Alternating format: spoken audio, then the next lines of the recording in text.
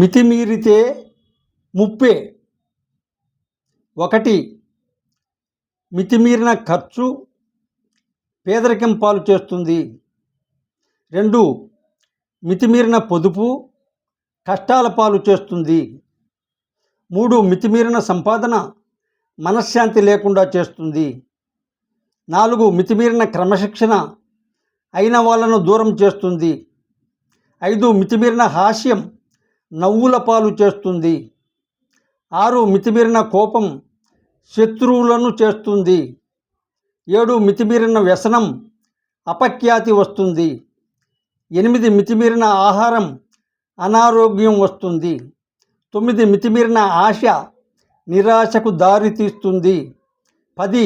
మితిమీరిన నమ్మకం మోసానికి గురి చేస్తుంది.